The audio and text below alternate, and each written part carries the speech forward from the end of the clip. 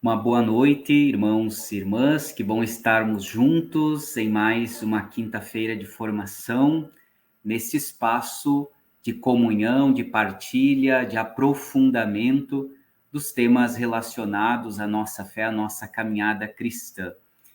Vamos acolhendo a todos com alegria, já temos muitos irmãos que estão aqui chegando.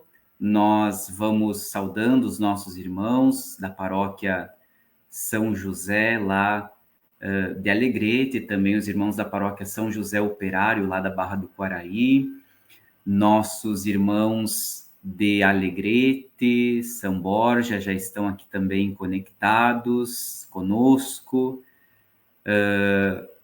Diácono Diego Caminha, aqui está também já deixando o seu recado, a sua saudação. Nós podemos ir também compartilhando esta live de formação com os nossos contatos, nas nossas redes sociais, e vamos deixando aí no chat o nosso nome, também a paróquia da onde estamos acompanhando, o nome da nossa comunidade, para fazermos esta bonita comunhão diocesana neste espaço de formação, esse ano aprofundando alguns temas do catecismo. E hoje nós iniciaremos, então, o tema sobre a nossa fé cristã, o credo cristão. Então, hoje vamos ver a primeira parte do creio em Deus Pai. Contaremos com a ajuda, com a assessoria do padre Eliseu Oliveira, que é lá da Diocese de Cruz Alta. Então, logo mais o padre Eliseu estará aqui conosco, nos ajudando então a compreender esta primeira parte do creio, a nossa profissão de fé cristã.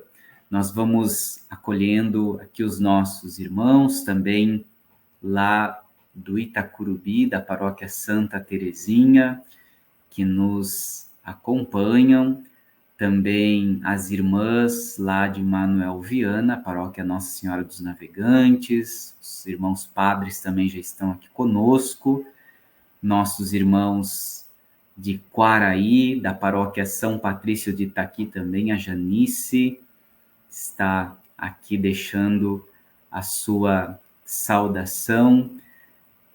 Que bom estarmos juntos. Vamos dando início, então, ao nosso encontro, o nosso momento de oração. Estamos vivendo este tempo pascal, as alegrias da Páscoa, na oitava da Páscoa, as alegrias da ressurreição, as quais nós somos convidados a viver de uma forma sempre mais intensa. Então, no início do nosso encontro, vamos rezar em nome do Pai, do Filho, do Espírito Santo. Amém. Ó Senhor nosso Deus, como é grande o vosso nome por todo o universo. Salmo 8. Ó Senhor nosso Deus, como é grande vosso nome por todo o universo. Perguntamos, Senhor, que é o homem, para dele assim vos lembrardes e o tratardes com tanto carinho? Pouco abaixo de Deus o fizestes, coroando-o de glória e esplendor. Vós lhe destes poder sobre tudo, vossas obras aos pés lhe pusestes. As ovelhas, os bois, os rebanhos, todo o gado e as feras da mata, passarinhos e peixes dos mares, todo ser que se move nas águas. Ó Senhor nosso Deus, como é grande vosso nome por todo o universo. Glória ao Pai, ao Filho e ao Espírito Santo, como era no princípio, agora e sempre. Amém. Então, meus irmãos, bem-vindos mais uma vez. Outros irmãos estão chegando. Lembrando que nós podemos deixar aí o nosso nome, o nome da nossa comunidade, de onde estamos acompanhando, também compartilhar nos nossos contatos para que outros irmãos tenham acesso. Então, vamos receber aqui o assessor desta noite, o Padre Eliseu, que já está conosco. Boa noite, Padre Eliseu. Bem-vindo à nossa diocese, que bom tê-lo conosco mais uma vez. Boa noite, Padre Eliseu, e agora então a palavra é contigo.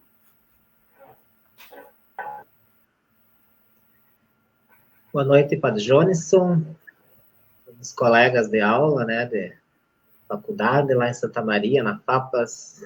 O Padre Aldomar também foi nosso colega. Evandro e o Guilherme, mesma turma. Então, obrigado pelo convite. Também saudar todos aqueles que estão nos acompanhando. Então, pretendo fazer uma fala breve sobre o catecismo e depois dar um espaço para algumas perguntas.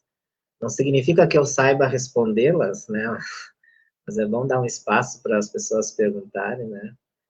Então, o Padre Jonisson vai me ajudar aqui com os slides.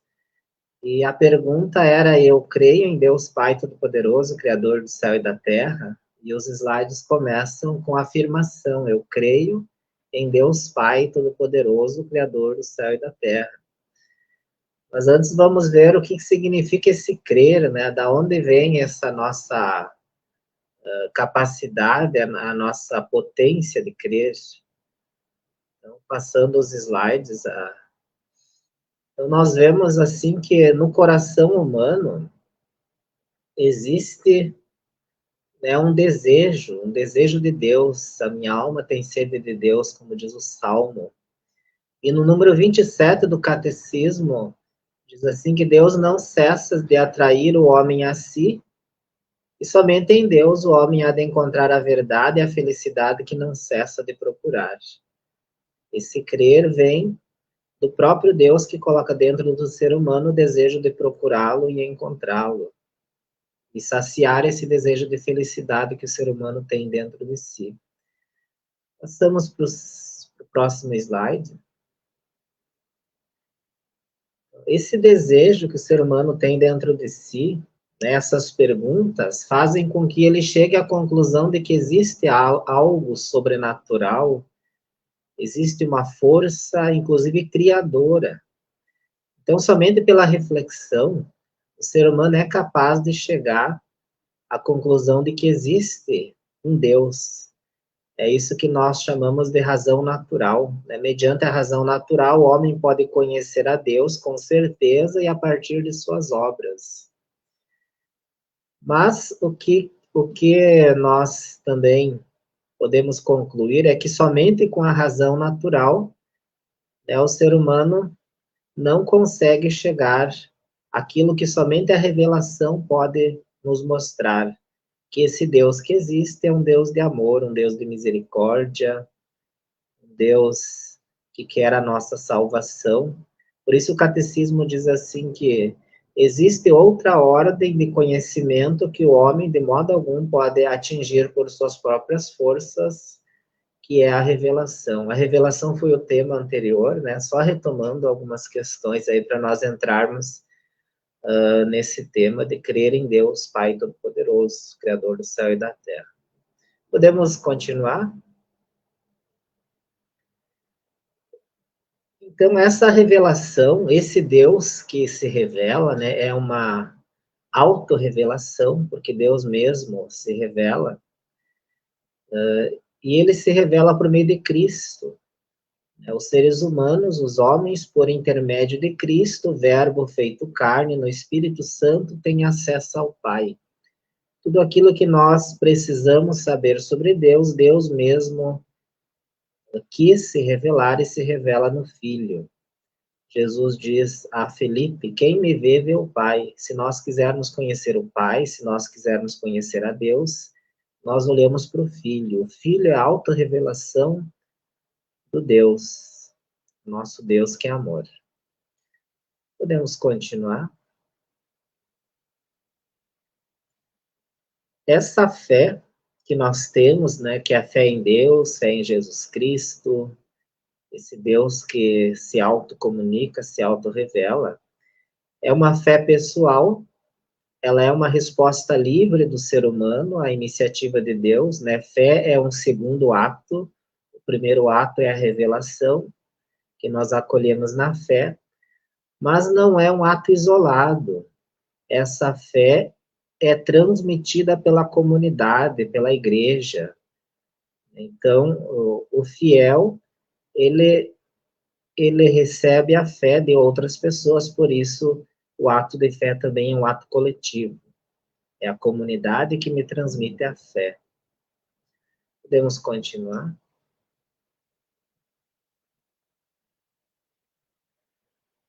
Então, o Pai revela o Filho. Ao designar a Deus com o nome de Pai, a linguagem da fé indica principalmente dois aspectos. Eu afirmei, o Pai revela o Filho, mas o Filho revela também o Pai, né? Nós sabemos que Deus é Pai porque o Filho o chamou de Pai, né? Abba, Abba. E por que Deus é Pai? Deus é chamado de Pai porque é a origem primeira de tudo, é a autoridade transcendente. Então Deus, né, o Pai é a origem de tudo aquilo que existe. E ao mesmo tempo é bondade, solicitude de amor para todos os seus filhos. Né? Ser pai, ser autoridade, não significa, né, ser esse autoritarismo que talvez nós podemos pensar. Mas é um pai de bondade, um pai com feições e características de mãe também, vai dizer o catecismo em outro momento. Podemos ir adiante. O Pai e o Filho revelados pelo Espírito. Então, nós vimos ali, o Pai envia o Filho revela a nós o Pai, mas tudo isso é feito na força do Espírito Santo, o Espírito Santo que nos revela quem é o Filho e quem é o Pai. Em ação desta criação, depois de ter outrora falado pelos profetas, ele está agora junto dos discípulos e neles, a fim de ensiná-los a conduzi-los à verdade inteira. Sem o Espírito Santo, não é possível, né, conhecer a Deus, né, conhecer o Filho, e não é possível realizar as obras do Filho se não for na força do Espírito Santo. O Espírito Santo é assim revelado como a outra pessoa divina em relação a Jesus e ao Pai. O Espírito Santo nos ajuda a entender a mensagem do Filho. Podemos continuar. Se tiver complicado, se tiver meio difícil de entender agora, depois a gente vai ter um espaço para algumas perguntas, né? Então, foi falado do Pai, do Filho e do Espírito Santo, e essas três pessoas, né, são o nosso único Deus. Deus, Trindade, Deus Pai, Filho e Espírito Santo. Então, o número 253 do Catecismo diz que nós não professamos três deuses, mas só Deus em três pessoas, né? Um só Deus em três pessoas. As pessoas divinas são realmente distintas entre si. Deus é único, mas não é solitário. São três pessoas distintas em um único Deus. Não são três deuses, né? É um único Deus, mas esse Deus não é um ser solitário, é uma comunhão de pessoas. Podemos continuar.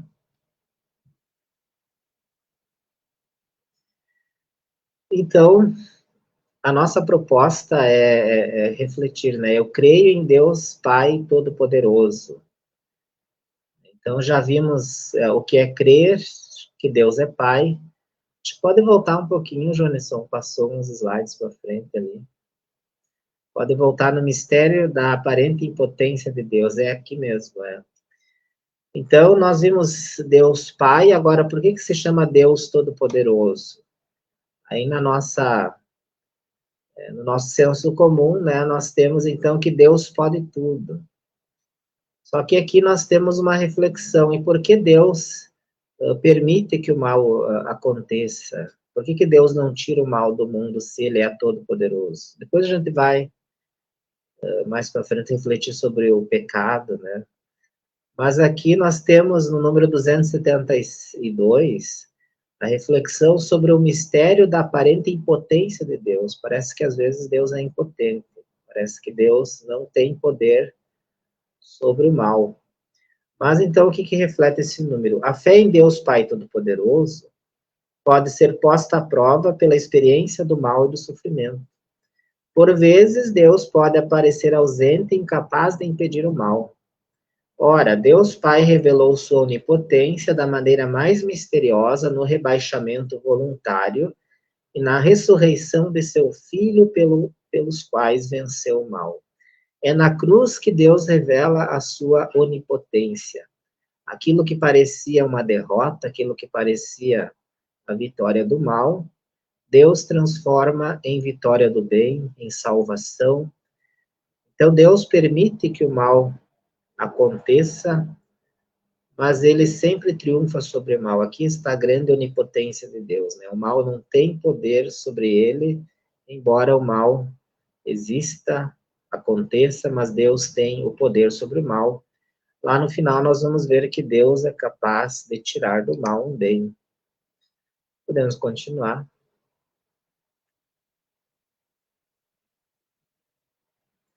Aqui nós já estamos entrando então na criação, né? Refletimos Deus, Pai Todo-Poderoso, agora Criador do céu e da terra. E essa afirmação dizer que Deus cria, quer dizer que Deus tem um plano, né? Deus tem um projeto para a criação. O mundo não é um produto de uma necessidade qualquer, de um destino cego ou do acaso. O mundo não precisava existir, mas Deus quis que ele existisse. Por isso é um ato livre de Deus. E também é um ato amoroso, é um ato de sabedoria. Deus criou todas as coisas na liberdade, por amor, e criou tudo com sabedoria, tudo em ordem. Ele viu, né, que tudo era muito bom. Cremos que o mundo procede da vontade livre de Deus, que quis fazer as criaturas participarem de seu ser, de sua sabedoria e de sua bondade. Contemplando as criaturas, nós podemos também chegar à existência de um Criador. Podemos continuar. E aqui tem uma relação muito interessante, número 298 do Catecismo. Não sei se alguém está com o Catecismo na mão, mas pode ir procurando, né? Aí tem os números. Uma vez que Deus pode criar do nada, porque Deus não se utiliza de algo para criar, ele cria do nada, ele tira tudo do nada. Antes de existir as coisas, não existia nada. Deus, então, tira tudo do nada. Se ele tem esse poder de tirar tudo do nada, ele pode, pelo Espírito Santo, dar a vida, a alma a pecadores, criando neles um coração puro, e a vida do corpo aos falecidos pela ressurreição. Esse Deus que é capaz de criar do nada, ele também é capaz de converter um coração de pedra em coração de carne. Ele é capaz de dar um espírito novo.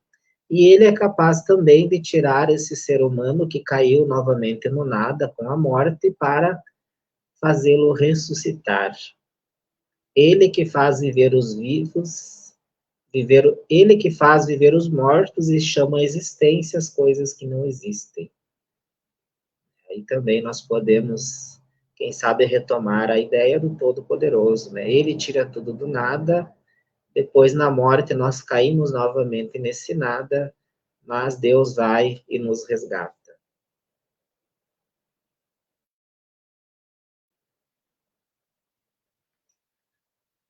Podemos continuar, só deu aqui um problema numa ligação.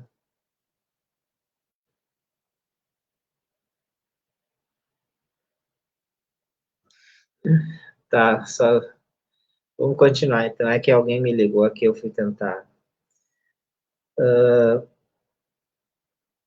A pessoa humana criada à imagem de Deus é um ser ao mesmo tempo corporal e espiritual, né? Quando Deus cria todas as coisas, ele cria o ser humano à sua imagem e semelhança, o ser humano que tem corpo, que tem alma, né? Esse corpo ligado faz com que ele se ligue, né, às coisas materiais, dizer assim, do mundo, né?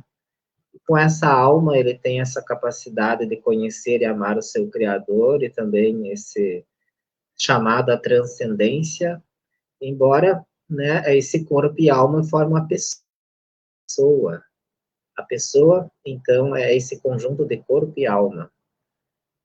Então, ser imagem de Deus também significa que o ser humano, né, ele é a imagem desse Deus que é amor, que é relação, que é comunhão. O ser humano também é chamado a amar, a viver a relação, né, com os outros, a comunhão, a liberdade. Podemos continuar?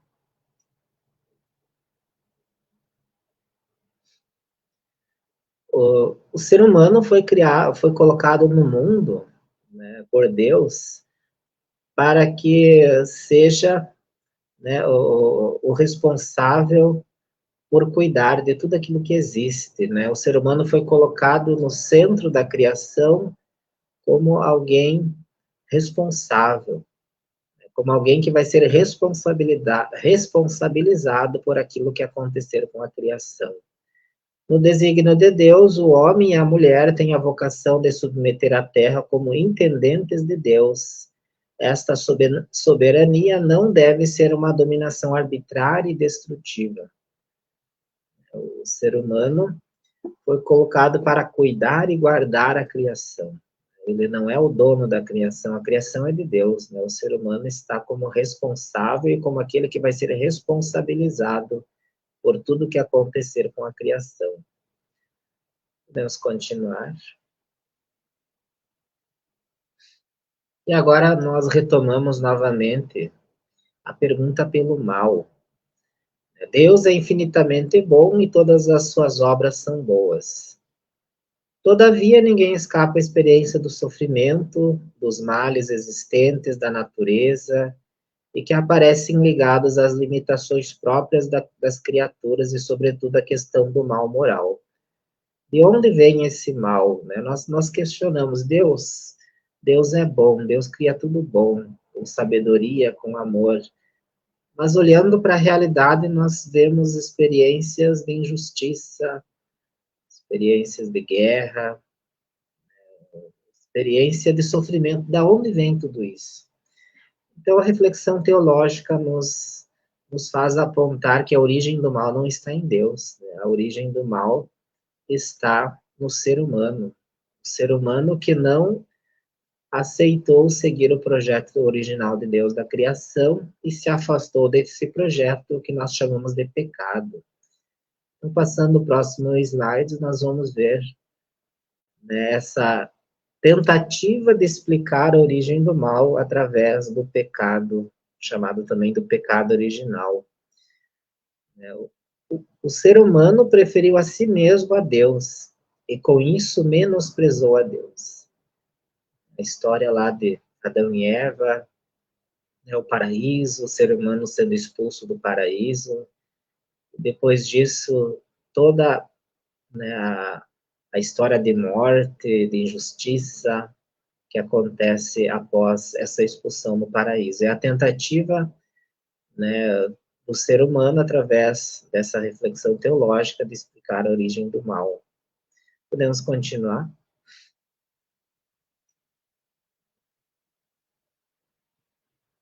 Então, assim, algumas até perguntam, e será que Adão e Eva existiram mesmo? Bom, se existiram ou não existiram, nós vemos a realidade do mal no mundo e dentro de nós. E que Deus, né, não pode ser a origem desse mal. Agora, nós vamos concluir que esse mal só pode ter vindo de nós mesmos, né? Por isso a história de Adão e Eva, talvez não seja daquela forma, mas em algum momento o mal entrou no mundo. A partir do primeiro pecado, uma verdadeira invasão do pecado inunda o mundo. O que nos é manifestado pela revelação divina concorda com a própria experiência, pois o homem, olhando para o seu coração, descobre-se também inclinado ao mal e mergulhado em múltiplos males que não podem provir de seu Criador, que é bom. Então, se nós formos sinceros, verdadeiros e claros conosco mesmo, nós também vemos esse mal dentro de nós, né? Dentro de cada um. Por isso, a nossa existência cristã também é uma luta contra o mal que existe fora e dentro de cada um de nós. Vamos seguir adiante, que nós vamos também, né, refletir que nós não estamos perdidos, né, por causa desse mal, né, desse pecado. Nós vamos continuar refletindo um pouco sobre as consequências desse pecado original. A natureza humana é lesada em suas próprias forças, submetida à ignorância, ao sofrimento e ao império da morte, inclinada ao pecado. Esta propensão ao mal é chamada de concupiscência. Para quem estuda teologia, depois vai ver lá no Concílio de Trento, né, e no debate com os reformadores, que os reformadores vão afirmar, e nós católicos dizemos que eles vão confundir concupiscência com pecado original. Porque para nós católicos, né, o batismo nos tira o pecado original. O batismo, ao conferir a vida da graça de Cristo, apaga o pecado original e faz o homem voltar para Deus. Porém, as consequências de tal pecado sobre a natureza enfraquecida e inclinada ao mal permanecem no homem e o incitam ao combate espiritual. Então, depois do batismo, nós somos limpos do pecado original, mas o que continua é a concupiscência, é a inclinação ao mal, que é a nossa, então, batalha como cristão. Cristo já venceu o mal e nós, a partir do batismo, fomos, então, libertos desse pecado original, mas não significa que dentro de nós ainda não exista a concupiscência, né, uma inclinação que nós temos, então, com a graça de Deus, né, e ir lutando e superando e vencendo o nosso caminho de santidade. Continuando, então, e aqui vem a palavra de esperança, né, diante da realidade do pecado original, do mal, do sofrimento. Depois da queda, o homem não foi abandonado por Deus. A tradição cristã vê nesta passagem o anúncio do novo Adão, que por sua obediência até a morte de cruz, repara com superabundância a desobediência de Adão. De resto, numerosos padres e doutores da Igreja veem na mulher anunciada no proto-evangelho a mãe de Cristo, Maria, como nova Eva.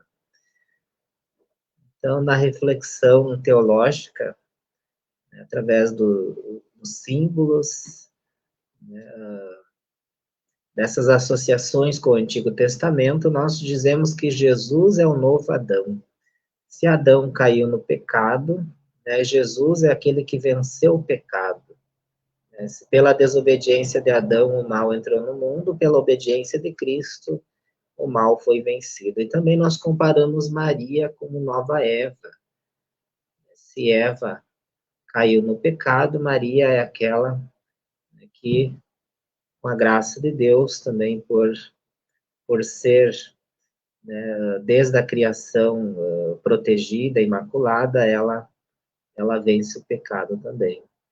Mas tudo pelos méritos de Cristo. Podemos continuar, eu acho que esse é o último slide aqui, que tenta, né, o catecismo, nesse número 412, tenta responder aquela pergunta: por que Deus não impede o mal? Então, se ele é todo-poderoso, ele poderia ter impedido que Adão e Eva pecassem, ele poderia ter, né, protegido os seus escolhidos e não deixado que morressem de forma injusta, assim como Cristo, né, que o próprio Filho de Deus morreu, né, de uma forma injusta e cruel. Por que Deus não protege os seus escolhidos? Por que ele permite o mal no mundo? Então, aqui nós temos uma reflexão, algumas reflexões, né? A graça inefável de Cristo deu-nos bens melhores do que aqueles que a inveja do demônio nos havia subtraído. Então, essa graça de Cristo, né, ela faz com que a nova realidade, depois da realidade do mal, seja superior àquela primeira realidade. Então, Deus faz com que algo bom surja, né, desses momentos em que o ser humano, né, ele faz com que o mal apareça. Então, em Santo Tomás de Aquino diz assim: nada obsta a que a natureza humana tenha sido destinada a um fim mais elevado após o pecado. Com efeito, Deus permite que os males aconteçam para tirar deles um bem maior. Donde a palavra de São Paulo: onde abundou o pecado, superabundou a graça. Então, esse grande mistério de Deus que permite, né, que não impede que o mal exista, mas ele, né, vencedor do mal, faz com que uma nova realidade surja, uma realidade, né, bem melhor, e a graça, né, acabe triunfando também sobre o pecado. Como nos diz ali o hino da Páscoa, né, o pecado de Adão indispensável para que nós possamos, né, ter uma realidade melhor. A minha proposta era isso, de reflexão. Vamos ver se o pessoal tem perguntas, e já aviso que nem todas as perguntas têm resposta, né? Então, tem coisas que eu posso dizer não sei, tem coisas que a gente só vai saber na vida eterna. Tá bom, Padre Eliseu. Peço que tu desligue aí o áudio, né?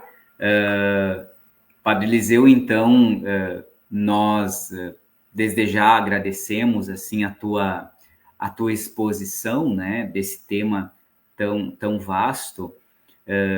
Conseguiu assim, em poucas palavras, nos colocar essa caminhada da compreensão de um Deus uno. Nós sabemos que nem sempre essa compreensão foi assim, né? Não foi assim desde o início, né? Então, até depois tu pode retomar alguma questão para nós nesse sentido, né? Essa definição de um Deus Pai, né? Filho e Espírito Santo. Creio em Deus Pai, né? Nós vamos continuar nas próximas lives aprofundando, né? O Deus Filho, o Deus Espírito Santo. Então, hoje tu nos traz essa primeira parte, né? Creio em Deus Pai, Criador do céu e da terra. Nós sabemos, né, Padre Eliseu, que a fé cristã, ao longo da história, né, para, digamos assim, formular essa profissão de fé que temos hoje, ela teve que confrontar com muitas propostas diferentes que foram surgindo ao longo da história, sobretudo com os filósofos, né? Muitas teorias contidas, né, em alguns mitos sobre a criação. Talvez tu pudesse nos falar um pouquinho, né, da evolução desse pensamento, né? Como que nós, então, chegamos, né, a esta verdade de fé. Deus, Criador do céu e da terra, né? Então, não é Deus que criou, né? E isso nem sempre foi compreendido desta forma, né? Então, tu pode talvez nos falar um pouquinho sobre isso. Nós temos aqui uma pergunta também da Jéssica, né? De onde vem o mal, né? Se Deus criou tudo bom, então a origem de onde vem o mal, né? É uma das questões também. Então, Padre Eliseu, eu devolvo a palavra para ti e vamos continuar aqui conversando e aprofundando.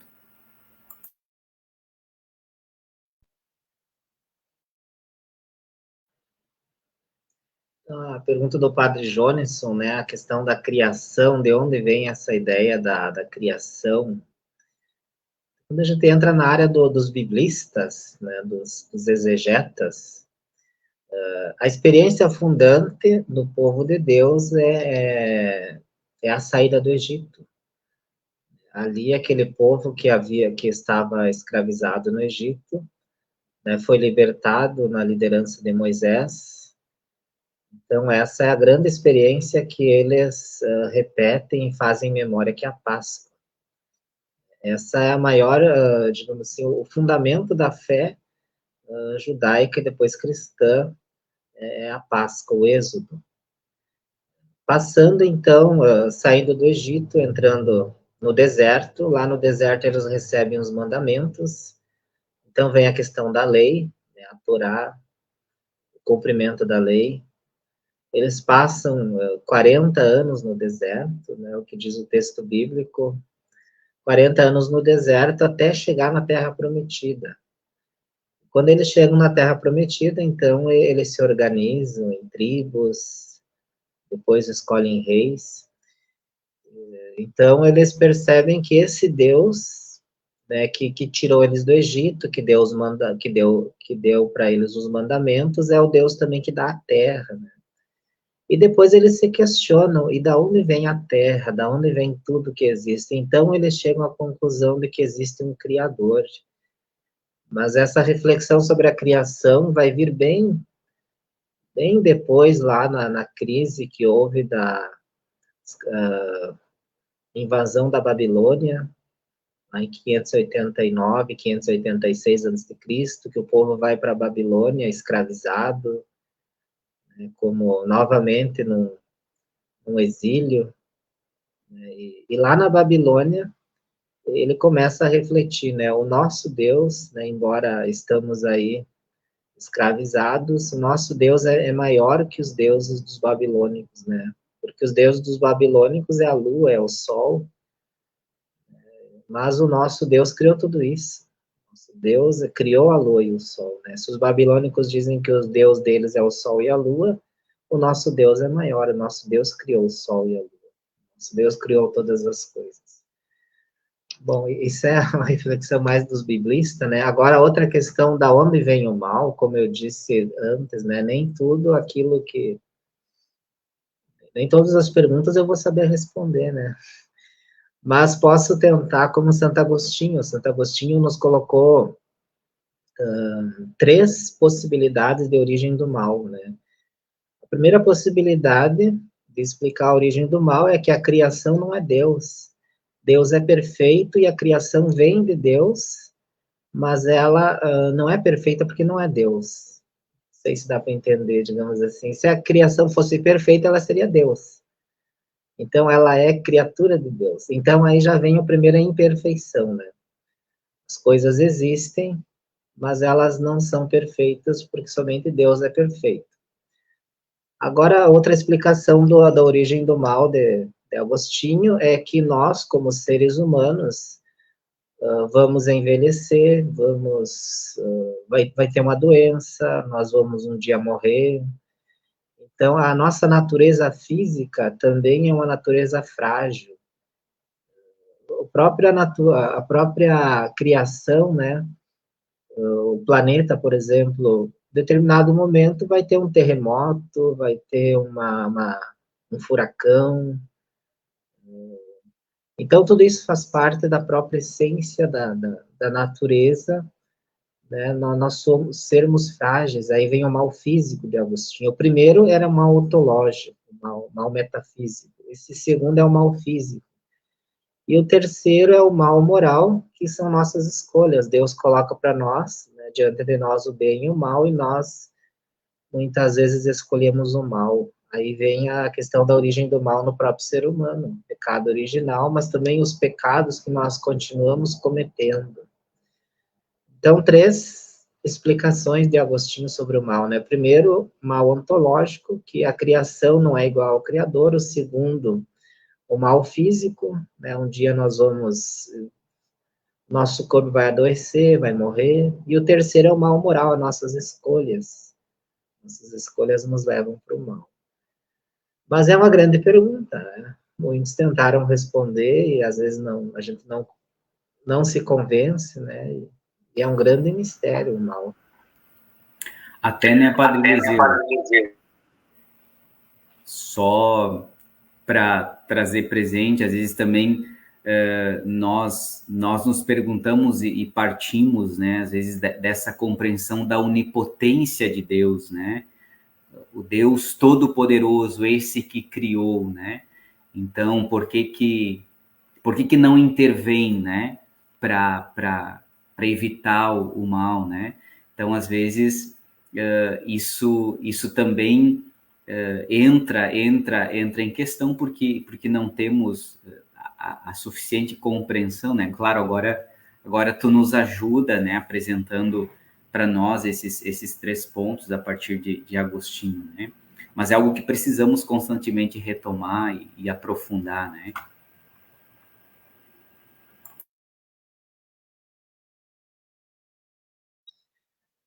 Eu não falei antes, né, mas o Jonesson sabe que a minha pesquisa na teologia é fé e ciência, né, e a minha grande reflexão é a questão do Big Bang e a criação, né, muitos dizem, se o Big Bang está certo, então Deus não criou todas as coisas.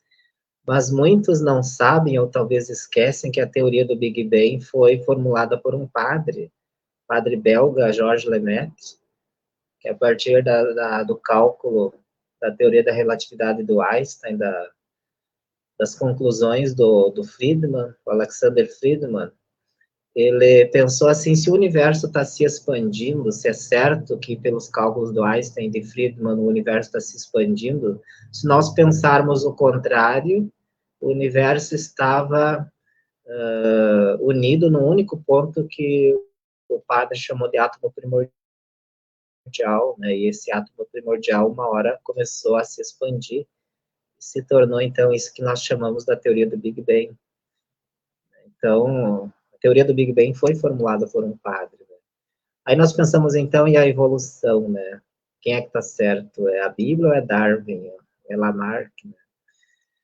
Mas se nós pensar, por exemplo, se nós olharmos para o documento Humano e Gêneres, de 1950, do Papa Pio XII, número 36 do documento, diz assim que a Igreja Católica permite que se considere que o ser humano tenha vindo de animais inferiores, desde que se aceite que num determinado momento Deus coloca uma alma no ser humano e distinga ele dos animais.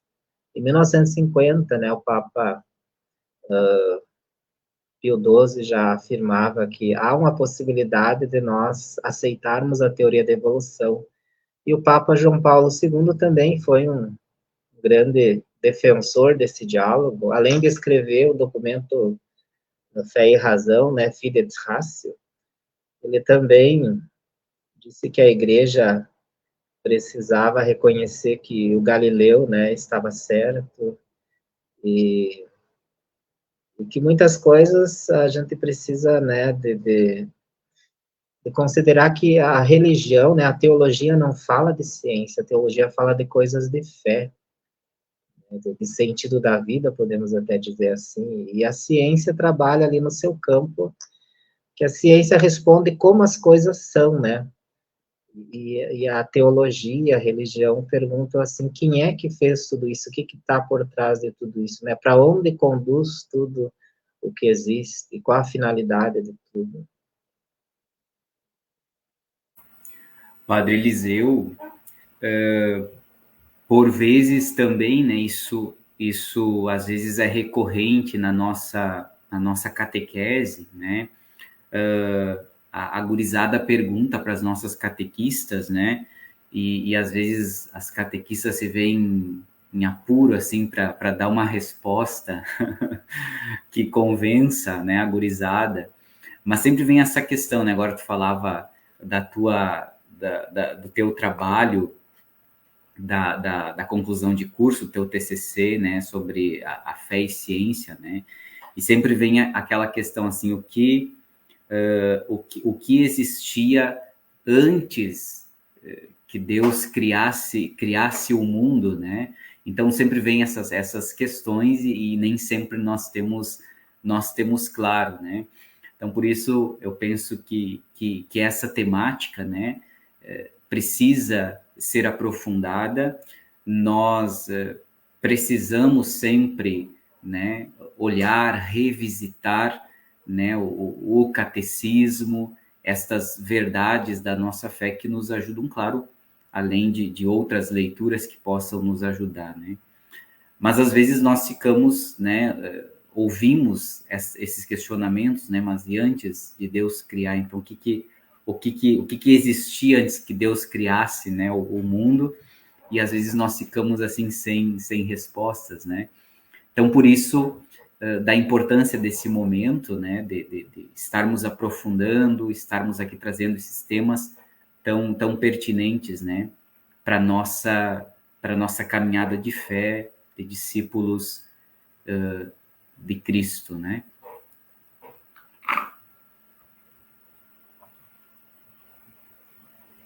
Então, Padre Eliseu, alguma consideração a mais? Nós temos aqui, não temos muitas perguntas, eu acho que foi claro o suficiente. Não temos aqui muitas perguntas, né? Nós temos ainda alguns minutinhos para as suas considerações finais. Depois nós temos ainda algumas outras comunicações. Então, Padre Eliseu, a palavra é contigo.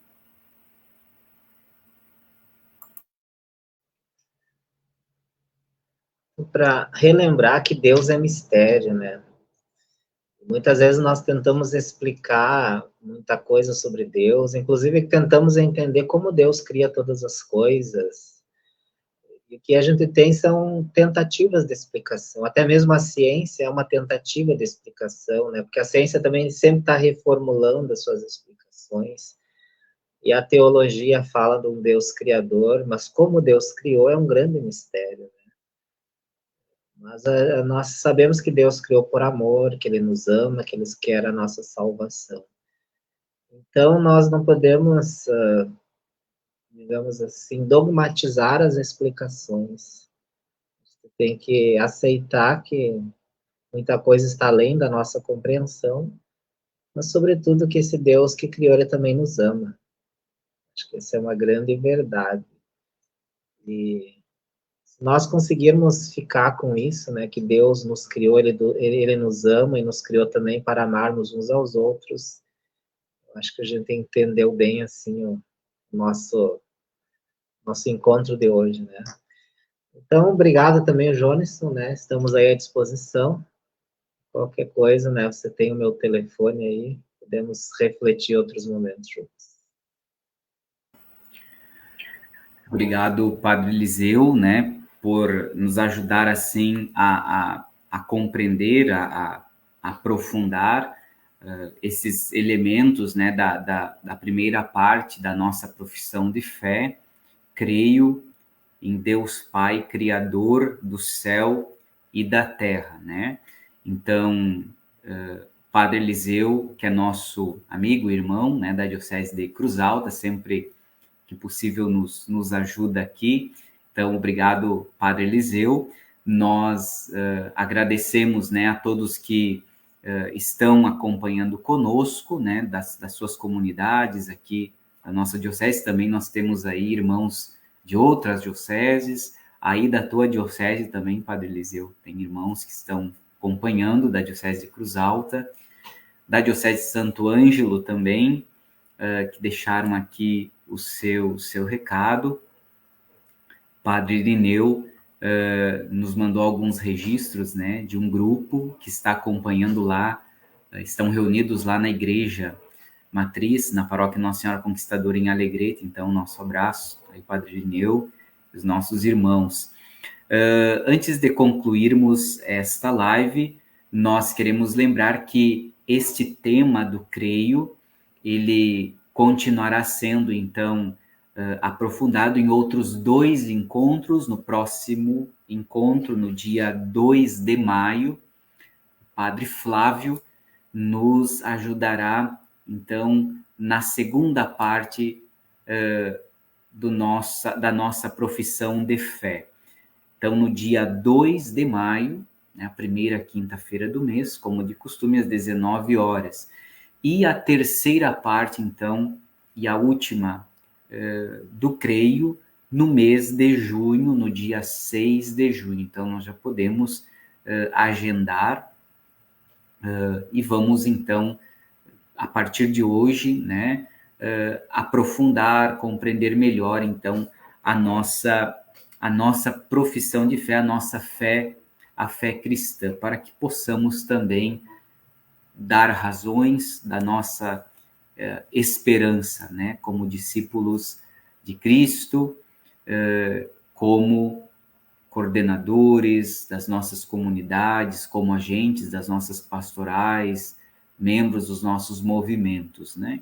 Então, esta importância de compreendermos, não só para sabermos racionalmente falando, né, uma teoria, uma ideia, mas para que nós, compreendendo, né, possamos também viver a nossa fé e transmiti-la aos outros irmãos e irmãs que caminham conosco, né, ou que precisam serem tocados pela luz da fé. No próximo domingo, nós queremos lembrar que teremos um importante encontro diocesano, o encontro diocesano de comunidades, o 34º encontro diocesano, lá em Manuel Viana, na paróquia Nossa Senhora dos Navegantes. Então, pessoal, os nossos irmãos lá de Manuel Viana já estão preparados para receber com carinho a todos que no próximo domingo, então, dia 7, estarão lá em Manuel Viana. Vamos nos mobilizando desde já e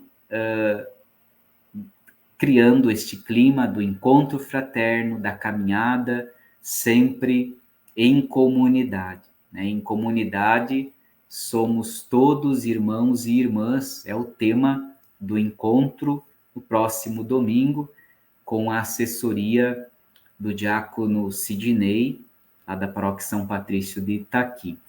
Então, vamos desde já colocando também na nossa prece esse nosso encontro, esse importante encontro diocesano no próximo domingo, lá em Manuel Viana, na paróquia Nossa Senhora dos Navegantes. Padre Eliseu, mais uma vez, a nossa gratidão também em nome da coordenação diocesana de pastoral, de Dom José Mário, nosso bispo. Nós te agradecemos, tu és sempre bem-vindo aqui na nossa diocese. E agradecemos também a todos que estiveram conectados, sintonizados, né? Aqui muitos agradecimentos. Obrigado, Padre Eliseu, ótima reflexão, bem esclarecedora, ótima catequese, parabéns, Padre Eliseu. Então, excelente reflexão, a Vânia lá de Itaqui, parabéns, é uma ótima catequese, excelente a forma exposta. Então, Padre Eliseu, algumas ressonâncias aqui, daqueles que estiveram sintonizados, conectados conosco.